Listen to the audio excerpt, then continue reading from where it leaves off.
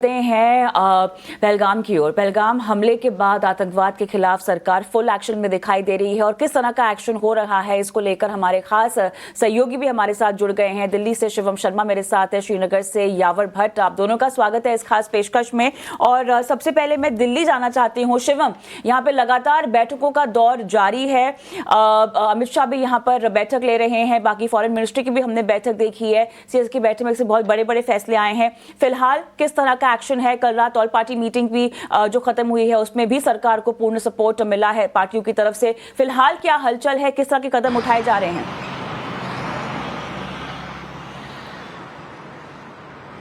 जैसा कि आपने बताया, बैठकों का दौर लगातार जारी है। कल रात हुई हुई सर्वदलीय बैठक के बाद आज दोपहर 12 बजे के लगभग अमित शाह के आवास पर एक और बैठक आयोजित की गई है, जिसमें इंडस वाटर ट्रीटी, भारत का जो सिंधु जल समझौता है, उसको लेकर बात की जाएगी। आपको बता दें कि जिस तरह से इस पर रोक लगा दी गई है, जो हमला हुआ पाकिस्तान में उसके बाद उस पर जैसे रोक लगा दी गई है, तो उन चीज़ों को लेकर कि इसके क्या मायने हो सकते हैं, किस तरह से इसके इफेक्ट पाकिस्तान और भारत दोनों पे हो सकते हैं। अगर पानी को रोका जाएगा तो रिजर्वॉयर कहाँ बनाए जाएंगे, किस तरह से पानी को डाइवर्ट किया जाएगा और आगे किस तरह की कार्रवाई की जाएगी, इन सब बातों को लेकर दिल्ली में बैठक होने वाली है। बात करें विपक्ष की, तो नेता विपक्ष राहुल गांधी ने भी श्रीनगर के लिए उड़ान भर ली है। कल रात जब खबर आई थी कि राहुल गांधी 11 सवा 11 के आसपास आज सुबह अनंतनाग के अस्पताल जाने वाले थे, हालांकि अभी जो सूत्रों के हवाले से खबर आ रही है तो वहां पर वो अभी अनंतनाग ना जाकर आर्मी का जो बेस हॉस्पिटल है वहां जाकर जो वहां पे जो इंजर्ड लोग हैं उनसे मिलेंगे। उसके बाद ये भी कहा जा रहा है कि वहां पे वो कांग्रेस पार्टी के लोगों से भी मिल सकते हैं और वहां के मुख्यमंत्री उमर अब्दुल्ला से मिलने की भी ये एक्सपेक्टेशन जताई जा रही है कि वो उनसे वहां पर जाकर मिल सकते हैं। हालांकि इसके बाद ये भी कहा जा रहा है कि राहुल गांधी मीडिया से बात करेंगे तो वहां से किस तरह के बयान दिए जाएंगे, किस तरह की राजनीतिक टिप्पणी होगी, क्या वहां भी जो बात कल सर्वदलीय बैठक से उठ के आई थी कि सब राजनीतिक पार्टियों ने जिस तरह से बीजेपी को, अमित शाह जी को, नरेंद्र मोदी जी को जो भी आगे लेने वाले कदम है, कड़े कदम है, उस पर सहयोग देने की उम्मीद जताई है, क्या वो मायने रखे जाएंगे या वहां जाकर भी कुछ बातें होंगी। क्योंकि आपको बता दें, कल रात भी जहां एक तरफ ये बात बोली गई थी कि हम सब सरकार के साथ है, तो वहां पर मोदी जी का ना होना इस बात को दर्शाया गया था। इस बात को खड़गे साहब ने भी बोला था और संजय सिंह जो आम आदमी पार्टी से आते हैं उन्होंने भी इस बात को लगातार बोला था। तो अभी के लिए यहाँ पर बैठकों का दौर जारी है। थल सेना प्रमुख उपेंद्र द्विवेदी भी श्रीनगर जाएंगे, वहां जाकर जायजा लेंगे। ठीक है। इन सब के बीच में यावर भट्ट का रुख करते हैं जो श्रीनगर से हमारे साथ हैं। यावर, जाहिर सी बात है इन सब के बीच में निगाहें घाटी पर लगी हुई हैं, बहुत सारी हलचल है। सेना प्रमुख ने भी वहां की स्थिति का जायजा लिया। लगातार हम देखते रहे कि कॉम्बिंग ऑपरेशन भी चल रहा था, सर्चिंग ऑपरेशन भी चल रहा था। हमें बताइए ताजा स्थिति क्या है, क्या वहां पर हलचल चल रही है?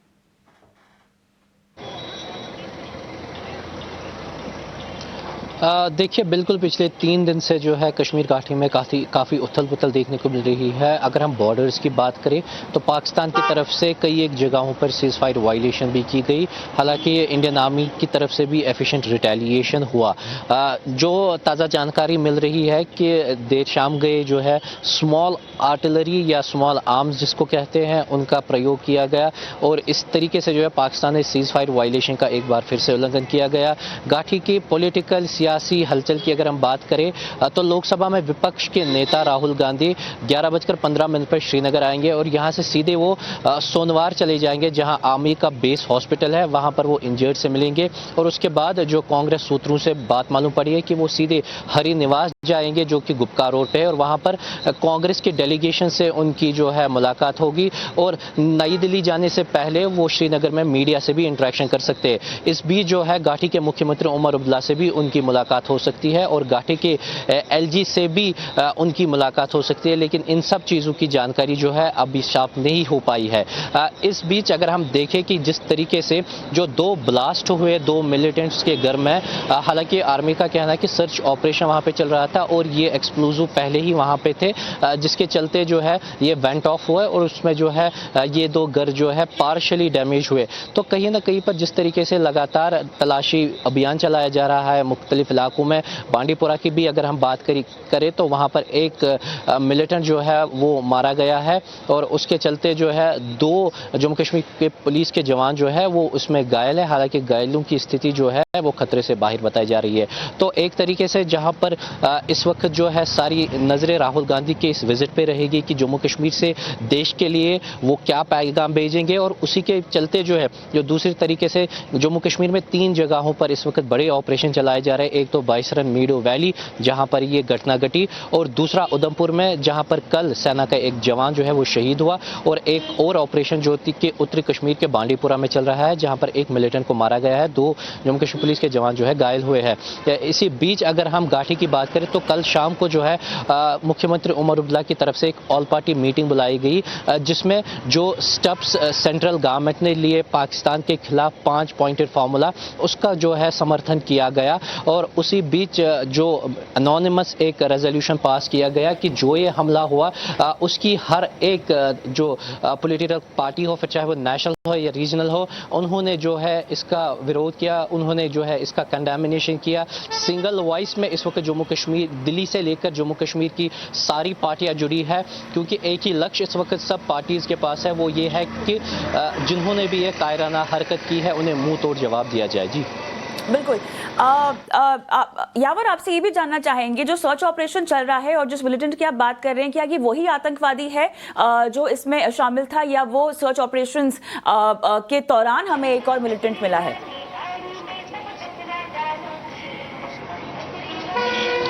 देखिए, बांडीपुरा ऑपरेशन की अगर हम बात करें तो ये बिल्कुल अलग ऑपरेशन है। इसका और पहलगाम के ऑपरेशन का इस वक्त फिलहाल कोई लेन देन नहीं है, और ये मिलिटेंट जो है इसका नाम अल्ता बताया जा रहा है। बेसिकली एक OGW था और ये सुरक्षा बल के जवानों को एकम्पनी कर रहा था हाइड आउट की तरफ, और जैसे ही उस हाइड आउट के नज़दीक पहुंचे तो मिलिटेंट्स ने फायर खोले, जिसमें ये गंभीर रूप से घायल हुआ उनके गोलीबारी से, और उसके बाद से जम्मू कश्मीर पुलिस के 2 जवान भी इसमें घायल हुए और फिर उसकी जो है इसमें मौत हुई। लेकिन ये जो मिलिटेंट है ये दूसरा ऑपरेशन बताया जा रहा है जो कि बांडीपुरा में चल रहा है। पहलगाम में जो ऑपरेशन चलाया जा रहा है वो बिल्कुल अलग है, लेकिन जो ऑपरेशन देर रात गए बांडीपुरा में चलाया गया वो अलग ऑपरेशन है। और ये ऑपरेशन तब देखने को मिला जब कल जम्मू कश्मीर पुलिस ने 4 OGW लश्कर के जो है उन्हें अरेस्ट किया। उसके बाद से जो है ये बड़ा ऑपरेशन उस इलाके में चलाया गया। जंगली एरिया है, वुडी एरिया है, इसलिए काफ़ी दिक्कतों का सामना करना पड़ रहा है सुरक्षा बल के जवानों को, ताकि उन मिलिटेंटों को जो है राउंड अप किया जाए, जो इस घटना में जो है, जो इस अटैक में जो जम्मू कश्मीर पुलिस पर वहां पर फायरिंग खोले गए उसमें शामिल है। जी शिवम, मैं आपके पास आना चाहूंगा। खास तौर पर निगाहें इस पर भी हैं कि जो भी पाकिस्तानी नेशनल जिनको कहीं ना कहीं 7 दिन के अंदर देश छोड़ने के लिए कहा गया, इसके अलावा डिप्लोमेटिक लेवल पर भी बहुत सारे एक्शन नजर आ रहे हैं। इन सब के बीच में पाकिस्तान की तरफ से भी रिएक्शन सामने आए। हमें बताइए कि इस लिहाज से आखिर क्या अपडेट सामने आ रही है? ये देखिए, जहां एक तरफ पाकिस्तान के उप प्रधानमंत्री ने भी इस पूरी घटना का कंडेम किया है, वहां उनके जो फॉरेन मिनिस्टर है, जो उनके रक्षा उनके फॉरेन मिनिस्टर है, उन्होंने फ्रीडम फाइटर्स बोला गया है इन आतंकवादियों को। तो उस तरह से वहां पर एक जो कंट्रोवर्सी है वो घटित हो रही है। बट हाँ, ये प्रेशर लगातार बनाया जा रहा है, ये डिप्लोमेटिक प्रेशर लगातार बनाया जा रहा था। पाकिस्तान की तरफ से भी ये खबर आई थी कि हम भी जब भारत ने इंडस वाटर ट्रीटी पर रोक लगाई तो पाकिस्तान ने भी ये कहा कि वो अपना एयर स्पेस हमारे लिए बंद कर देंगे। अब ये भी एक विषय बताया जा रहा है, चर्चा का विषय बन सकता है। बिकॉज आपको याद होगा जब 2019 में पिछली बार बालाकोट एयर स्ट्राइक के बाद जब पाकिस्तान ने एयर स्पेस बंद किया था तो बहुत सारे जो विमान है, बहुत सारी जो एयरलाइन कंपनीज हैं, उनको काफी नुकसान हुआ था इस चीज को लेकर, क्योंकि फिर आपका रूट सारा बदल जाता है जिस तरह से आप आगे बढ़ते हैं। तो ये जो डिप्लोमेटिक प्रेशर है वो दोनों तरफ से बनाया जा रहा है। हालांकि कल जो मीटिंग में बात हुई है उसमें ये बात सर्वदलीय मीटिंग में जो बात हुई है तो सब राजनीतिक पार्टी ने ये बात बोली है कि आपको जो भी सरकारों कड़े कदम उठाने हैं, चाहे वो पाकिस्तान की तरफ हो, चाहे वो आतंकवाद की तरफ हो, सब पार्टियां उसका मैं रुकूंगा, यावर के पास एक बार फिर से चलूंगा। यावर, आप श्रीनगर एयरपोर्ट की भी जरा स्थितियां बताइए। जाहिर सी बात है सबसे ज्यादा जो है वहां पर जो टूरिस्ट हैं जो वहां से निकल रहे थे, और इसके साथ ही वहां की व्यवस्थाओं को लेकर भी अब बहुत निगाहें हैं। तो इस लिहाज से किस तरह से का एक्शन नजर आ रहा है?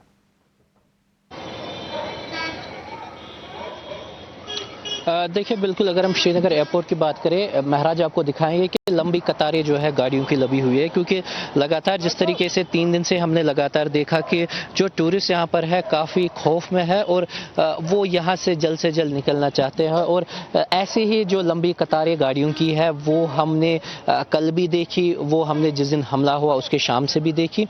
तो कहीं ना कहीं पर जो है डर का भी एक खौफ है यहाँ पर।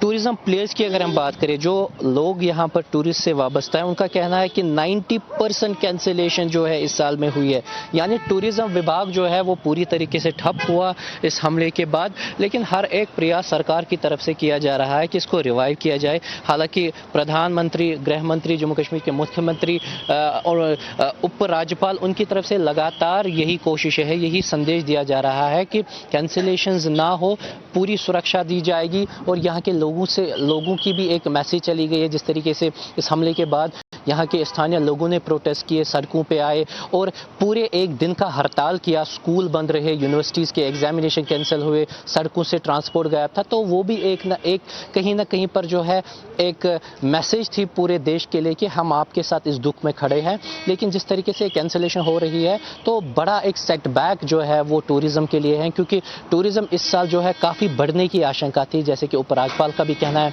पिछले 2 साल से जो है लगातार इसमें जो है बढ़ोतरी आ रही थी। टूलिप गार्डन में जो है पिछले 2 साल के सारे रिकॉर्ड तोड़े थे और अब यही आशंका थी कि समर्स में जो है ये टूरिज्म और ज़्यादा बढ़ेगा, क्योंकि अमरनाथ यात्रा भी आने वाली थी। लेकिन इस हमले के बाद जो है जो मैस या मेगा कैंसिलेशन हुई है उससे यहाँ के टूरिज्म विभाग को जो है, जो यहाँ के टूरिज्म प्लेस है, उनको एक बड़ा झटका लगा है। जी, हमारे साथ जनरल बख्शी भी जुड़ गए हैं। बख्शी साहब, आपका बहुत बहुत स्वागत है। लगातार आप अपने इनपुट्स हमें दे रहे हैं। सर, अब जिस दिशा में भारत बढ़ रहा है, तमाम कदमों को आप कैसे देख रहे हैं, कैसे इसका आकलन करेंगे? देखिए, हमने बहुत अच्छा शुरुआत किया है जी।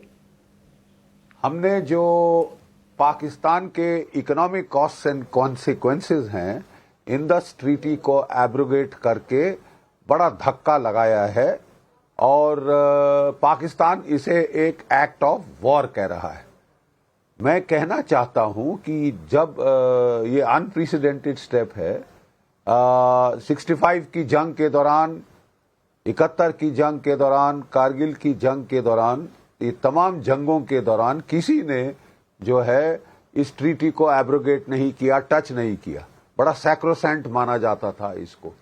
अब हमने इसको किया है और ये बहुत वेलकम स्टेप है, क्योंकि पाकिस्तान पे कॉस्ट एंड कॉन्सिक्वेंसेस रेज करना बहुत जरूरी है इसके लगातार कंटिन्यूड अनअबेटेड टेररिस्ट वायलेंस के लिए। और अब तो ये कम्युनल वायलेंस के तरीके की दिशा में जा रहा है।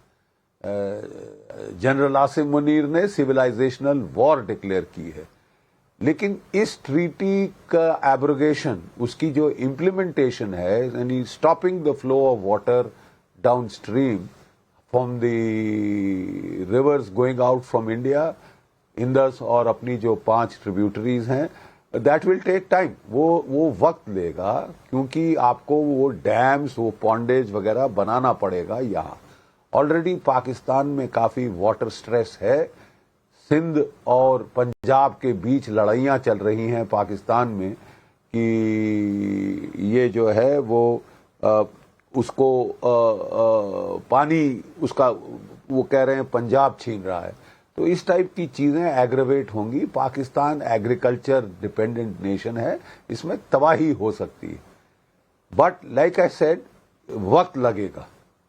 तो अगर आपने इमीडिएटली डिटर करना है पाकिस्तान को इस टाइप की टेररिस्ट एडवेंचरिज्म से, आपको काइनेटिक एक्शंस भी लेने पड़ेंगे। और प्रधानमंत्री ने हमारे इसी दिशा में संकेत कल दे दिए हैं, बहुत क्लियर संकेत दे दिए हैं।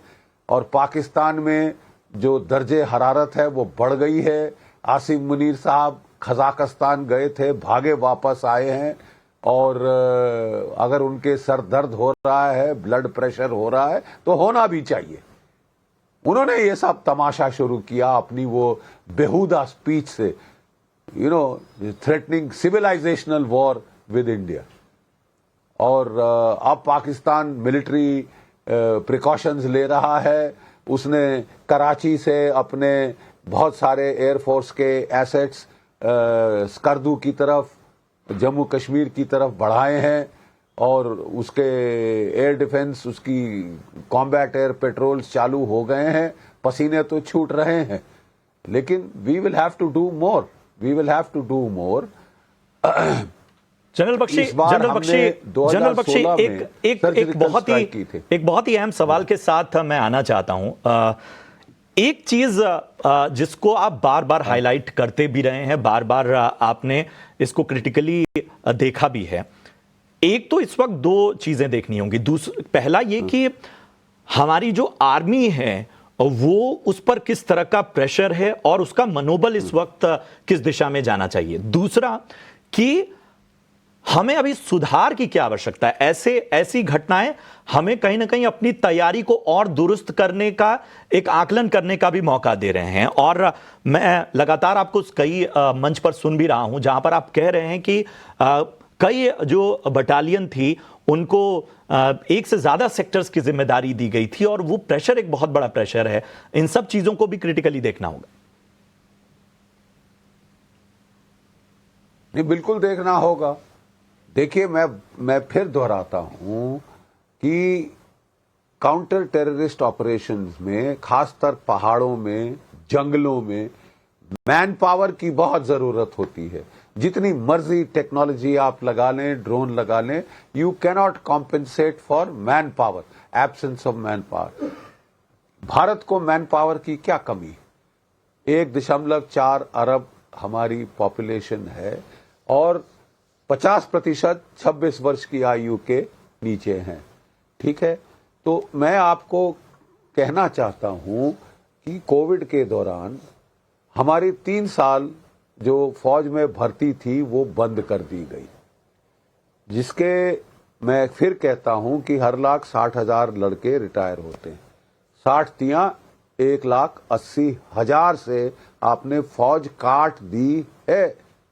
अभी तक वो मेकअप नहीं हुआ है। जो कटौती है वो बढ़ती जा रही है। पहले हम हर साल 60 लाख रिटायर होते थे, 60 लाख रिक्रूट करते थे।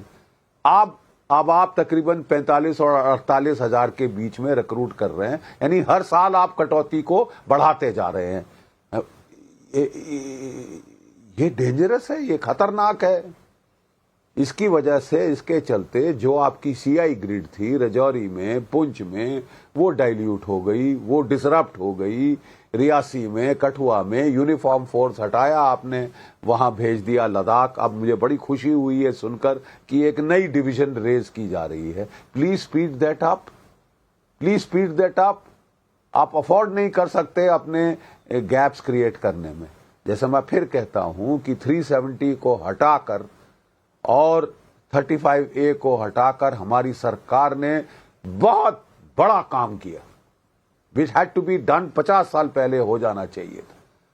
लेकिन एक थोड़ा विरोधाभास उसमें आ गया कि जहां हमने वैली को सुपर सैचुरेट किया, और आपने देखा कि चिड़िया ने पर नहीं मारा था जब हमने 370 हटाया। लेकिन हमने साथ ही में अनफॉर्चुनेटली जो साउथ ऑफ पीर पंजाल, वहां कंप्लेसेंसी आ गई थी कि साहब कमर तोड़ दी है आतंकवाद की। हाँ, तोड़ दी थी। मैं था किश्तवाड़ में 3 साल, मैंने 2 साल रजौरी पुंछ में नौकरी की है। तो वहां से जो भी कटौती हुई वो वहां पे करी कि साहब यहां तो शांति है, वैली पे फोकस करो, साउथ ऑफ पीर पंजाल हम ट्रूप्स घटा सकते हैं। आपने गैप क्रिएट किए, पाकिस्तान ने 2-3 सालों से पूरा फायदा उठाया है उसका। तो हमको जल्द से जल्द ये मैन पावर की जो कटौती है इसे मेकअप करना अनिवार्य है। I mean there is no getting away from it. अब अच्छा लगे बुरा लगे, ये सत्य कहना बहुत जरूरी है। आप अपने को इम्बैलेंस नहीं कर सकते मैन पावर के लिहाज से, जबकि मैन पावर आपका सबसे ग्रेटेस्ट एसेट है। हमारी ब्यूरोक्रेटिक तबकों में, हमारी फौज में एक स्कूल ऑफ थॉट है कि man power is a waste of money, फजूल खर्ची है। आपने बहुत सारे स्टेप्स लिए हैं मैन पावर घटाने मैन के पावर और जी नहीं, बख्शी साहब, मैन पावर का मामला इसीलिए भी जरूरी हो जाता है, बख्शी साहब, मैन पावर का मामला इसीलिए भी इंपॉर्टेंट हो जाता है बिकॉज हम अब केवल ये आतंकवाद के साथ तो हमें डील करना ही है, लेकिन साथ में और भी दूसरे खेमे हैं जो सर उठा रहे हैं।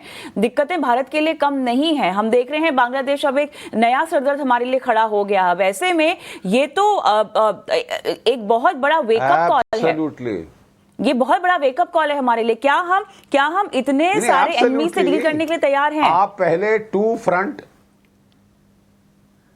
देखिए, आप पहले two and half front war situation में थे। चीन उत्तर में, पाकिस्तान पश्चिम में, और आपका internal security front half front था। ठीक है, अब आप 3.5 फ्रंट में हैं। तो लॉजिकल जवाब क्या होना चाहिए? मैन पावर बढ़ाइए, टेक्नोलॉजी लाइए। ठीक है, यहां मैन पावर आप काट रहे हैं। मुझे कोई समझा दे, मैं शायद मंद बुद्धि हूं, लेकिन मैंने 37 साल धूप में बाल सफेद नहीं किए, मैं लड़ता रहा हूं लगातार। मैंने पीस स्टेशन में नौकरी नहीं करी, अपनी फैमिली छोड़ छाड़ के मैं जम्मू कश्मीर में ही लड़ता रहा। 2000 से 2005 में 5 साल लगातार विदाउट स्टॉप मेरी 3 टेन्योर जम्मू कश्मीर में हुए। तो मैं उस तजुर्बे की बुनियाद पे हाथ जोड़ के कह रहा हूं, प्लीज अपने लिए खतरा पैदा मत करिए।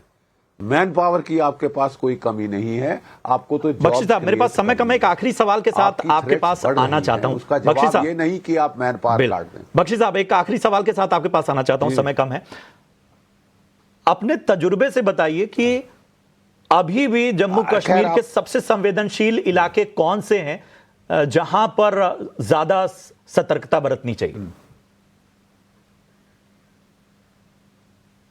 देखिए, एक तो जो आपके गैप्स क्रिएट हो गए थे साउथ ऑफ पीर पंजाल, उनको तो आपको जल्द से जल्द प्लग करना पड़ेगा। शामिल किश्तवाड़, वहां पे भी मुझे कुछ कोशिश की गई है, but those are not permanent solution, they are short term fixes.